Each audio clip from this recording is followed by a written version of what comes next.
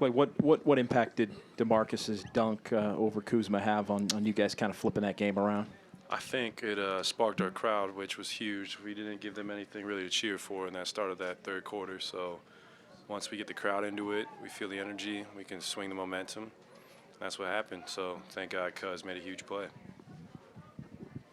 Klay, to see Steph miss his first 8 field goals and then score 14 points over the final 6:20, does that just show what he is capable of doing even in an off night, so to speak? Yes. The man's not immune from an off night. You know it's very, very rare.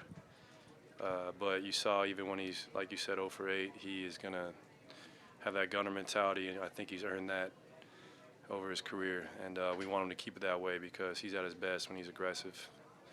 And, yeah, uncharacteristic night for him shooting the ball, but that's basketball. They're very rare and far between for that man. Hey, Klay, what did you think of some of the Laker fans chanting that we want Thompson? When I think of it, I didn't really hear it. They were way up there, so it's part of the game. What's Comes that? from a good place, I guess. Yeah. What's that like dealing overall throughout the season with just speculation about free agency? Well, I look at the bright side. It means you're wanted, so it means you're doing something right. And it's part of our business. You know, people love, especially when free agency season comes, they love, you know, speculating who's going to go where, who's going to shift the dynamics of the NBA. And it's good for our sport. It draws interest. Does that affect a locker room at all mid-season when there's so much future talk? I don't think so because, you know, not very many teams really believe they have a chance to win a title, and we're one of them. And I think that's the only thing in our minds. And I don't think it really affects us. You know, we're all grown men. We don't, at the end of the day, whatever we decide to do, we're all brothers, and we're not going to hold any grudges because it's business. Hey, DeMarcus, can you take us through your emotions with the dunk and the stare down afterwards? I wish it never happened. So I need that tech back. Dre tried to pull me away, you know, kind of last minute, but, you know, it's part of the new NBA. No stare downs.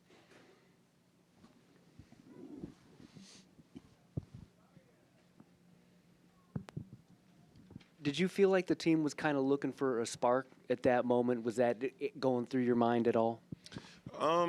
Honestly, at that point, I think we were kind of playing with a lot of frustration in the game. And, I mean, I feel like that kind of helped, you know, or was a turning point for us in the game.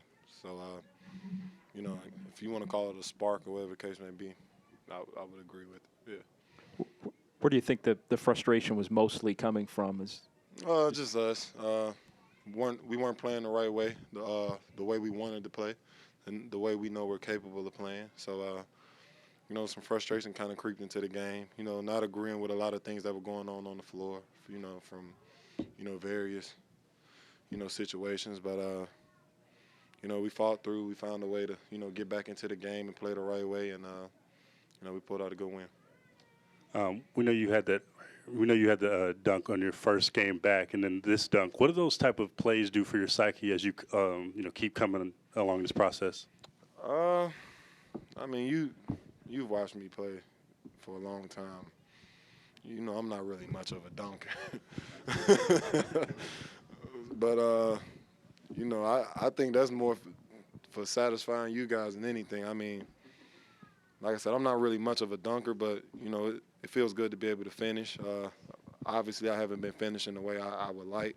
That's still, you know, a process that I'm trying to get through, and you know, just finding my touch and balance through in the air and around the rim. So, you know, it was a good finish. So I'm happy about that. Andre was in here earlier, and he kind of insinuated that maybe you're not being officiated the way you're used to being officiated. I'm just wondering, do you feel like the officiating is different for you now than it has been? Man, you know, man, hey. I'm going to let you answer that for me. You answer that for me without me having to say anything. Man. It's tough, man.